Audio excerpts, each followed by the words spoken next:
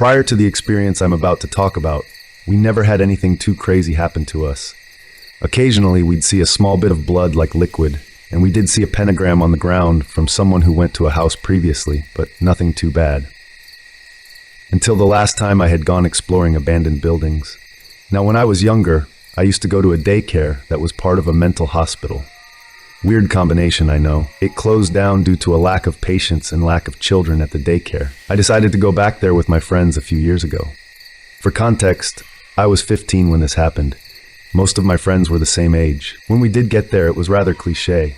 There was fog, it was rather dark, and there was a light drizzle of rain. We went to the main gate, which was padlocked shut. We decided to help each other hop over it and made a ton of noise. We were laughing and giggling the whole time, unsuspecting of what was to come. We looked around the small play place park with flashlights we had on our person. Even with our somewhat powerful flashlights, our visibility was rather limited. We decided to enter the decaying building. Glass and dirt crunched under our feet as we stepped into the daycare section of the complex. There were still old Legos, wood chips from previous furniture, old torn dolls and toys strewn about. The further we walked around the daycare section, we naturally became more and more silent, until all we could hear was the crunch of the dirt under our feet. I found some crayons in a plastic container in the corner of the room. I walked over to pick them up, when all of a sudden we heard a loud crash coming from behind a metal door leading to the psych ward part of the building. My friends and I all looked at each other. As a whole, we were a group of 5. Most of them were very bold and cocky. We all looked at each other when my friend Brian suggested we go and look to see where the sound came from. Personally, I was not too fond of the idea, but with my group of friends, there was no way anyone was going to decline such a thing. We all stacked up on the door and opened it. It was rusted to the floor, and we heaved to get it open. As we walked in, the metallic smells and must became stronger, with a hint of something else, which I couldn't put my finger on at that moment. We walked in, our flashlights pointed in every direction with Brian leading the group. The hallways were tight, and to the left and right were the occasional metal doorway, some with doors open. I felt slightly claustrophobic, and it felt a little hard to breathe. As we continued, Brian shone his flashlight into a room and recoiled. We all stopped walking as Brian slowly entered the room. "What is it?" I asked him. "I thought I saw someone here. It seems all fine now." To be honest, I thought he was just messing with us to increase our anxiety. But looking back, I think he was completely honest. He backed out of the room, and we continued walking deeper into the psych ward, when another friend swiftly told us to stop. We came to a halt and all listened. In the distance ahead of us, we heard the subtle pitter-patter of footsteps echo through the hallway. We all looked at each other, fear in each of our eyes. Brian continued walking toward the sounds. We considered turning back for a second without Brian, wondering if some ghost or something was in the building. But we couldn't do that to him. The closer we got, the more I felt like I was being watched. When finally we entered a room on the right, which had the smell of rotting meat. In front of us was a dead deer. Its innards were spilled all over the floor, staining the concrete. A friend of mine had a very weak stomach and vomited all over the floor. That's when we heard whispering from somewhere. Brian shone his flashlight to the corner of the room where a man with short hair was standing with his head down. He wore a bright green t-shirt stained with what I assume was blood and torn beige pants. He did not have any socks and his feet seemed damaged. He was twitching sporadically and continued to mumble even after we saw him.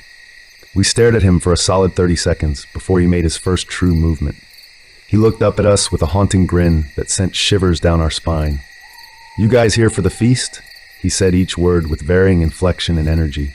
This kicked us over the edge, and we bolted out of that room all the way back to the daycare center. The door was still open, and we decided to try and slam it shut, but the rust and pure weight of the door almost kept it open. It took 3 of us pulling with all of our strength to close it. And just before we did, I could still see the silhouette of the man watching us, his white teeth being the only other human feature I could see. As we sat behind the metal door, catching our breath for a second, all looking at each for confirmation that we all saw the same thing. After a little bit of labored breathing from each of us, we heard a light tapping on the door. That's when we decided that it was time to leave. We booked it out of the vicinity completely and ran home. A year after we visited that spot, police went back to do a routine search of the area and found the man. It was stated that this guy used to go to the psych ward before it closed down. He escaped the facility he was transferred to and lived off of the wildlife around the complex. When the cops brought him in, he had a series of diseases and sickness from eating raw meat. His mental condition was much worse than before.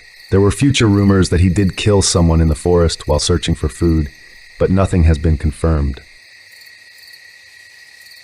This story comes from Belgium and took place in 2020 during COVID confinements. I was 20 back then. At the time, because of the severity of the pandemic in Belgium, the law stated that you could only go out to practice sports or to work. So I took the habit of meeting with a friend to go out for runs and to practice all kinds of sports in general.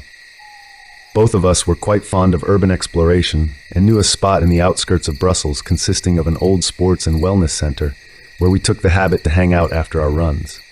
To get into the spot, you must go through a hole in a fence on a street, cross a small portion of woods, and you'll come up on a football pitch and tennis courts. And up on a hill is the center, which is an old 4-story building. The whole center takes a whole street block. On that day, we had just finished a 5 kilometers run and went to our spot as usual. We were walking to the building since it was about to rain when we saw 2 teenagers sitting on the roof edge, and I remember thinking that it bothered me since we were planning to get to the roof as well. So we went to the hall area to wait for a bit in hopes that the people leave. In the hall area, you have a clear view into the kitchen, which you must go through if you want to go to the roof. You can also see into another smaller hall and into the dining room. Sully was rolling himself a cigarette whilst I was gathering 2 chairs and an office table for us to sit. This next part gives me chills to this day. As I finished setting everything up, I remember starting to feel unwell as I was being watched, and not in a good way. That's when I looked at the kitchen and saw, for a brief moment, a head sticking out of the door frame and staring right at us. It was a man. I couldn't say what age he was since he was all dirty, but the one thing I remember is that he had an exaggerated happy expression on his face, like he had just found exactly what he was looking for. At that moment, I just froze and was unable to react bravely to the situation. I leaned slowly towards Sully, all whilst keeping eye contact with the man, and told him very calmly that we had to go immediately.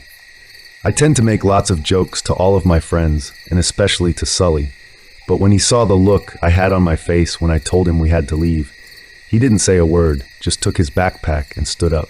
We ran to the football pitch and saw that the 2 teenagers were still on the roof, so we started to tell at them, asking if the man was with them or if they saw him, but they answered that no, they hadn't seen anyone and had come by themselves, so if someone was there, he wasn't with them. We told them it was probably better for them to leave as well since we didn't know what the man in the lobby was up to.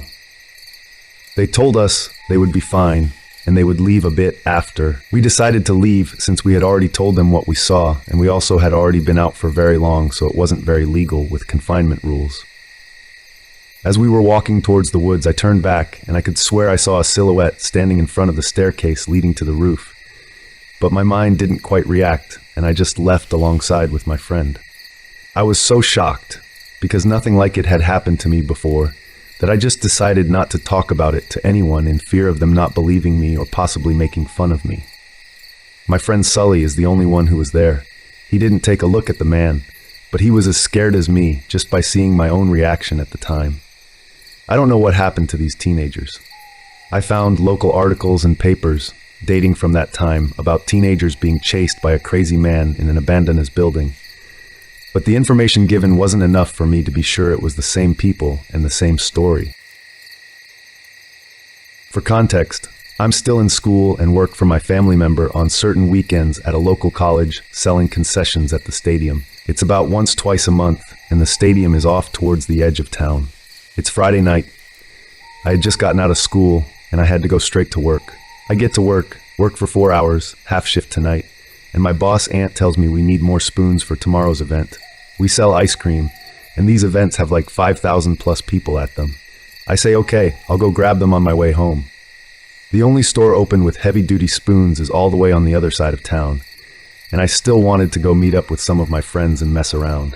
I decided to take the faster but more sketchy way, around the outskirts of town. I live in a weather bipolar state. It snowed last night, but I figured the roads would be fine enough even if they weren't plowed.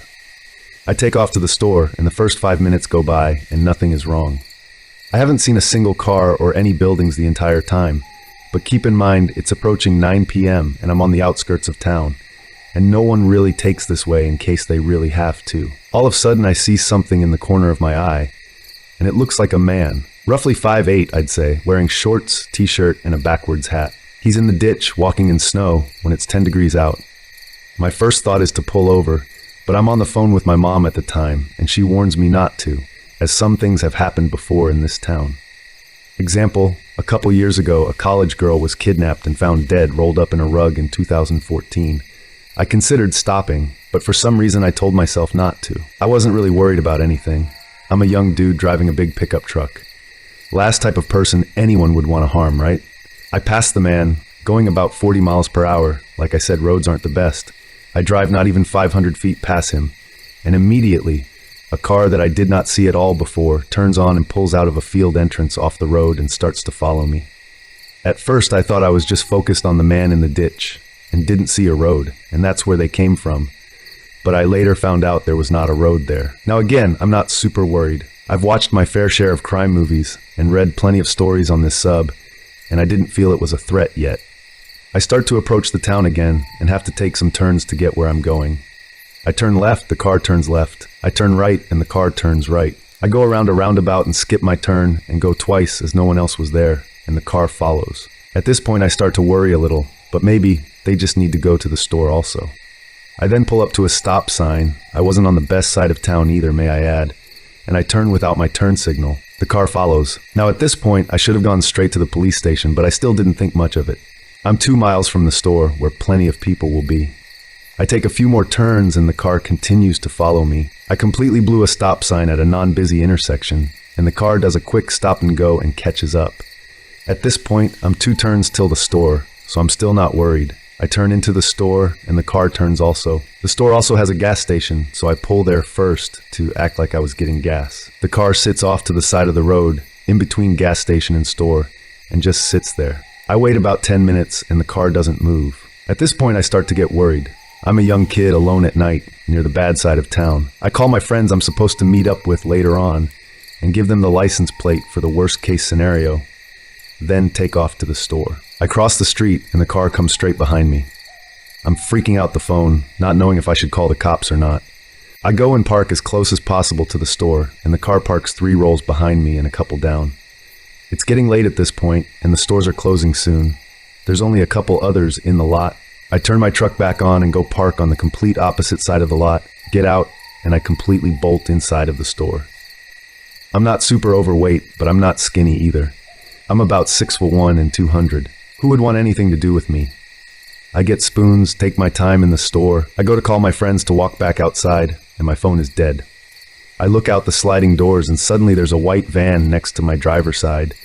Looks like no one's in it, but the back windows are covered, and it's running. Big red flag. I run to customer service and explain everything, but they think I'm some young kid messing around. At the time, I didn't see the original car, but no way in hell I'm going outside with that van next to my truck. After waiting what seemed like hours, 30 minutes, the van pulls forward, and the original car appears from the side of the building.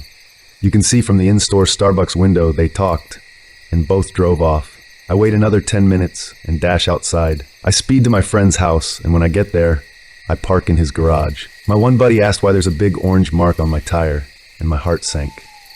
When I was inside, the following car must have marked my tire. After inspecting the rest of the truck, we found a small pipe dropped in the bed of my truck, surrounded by snow. It was about 2 inches wide, and I'd say about 18 inches long, wrapped in duct tape. It was not mine. I was alone, no phone, scared, in a part of town I'm not familiar with.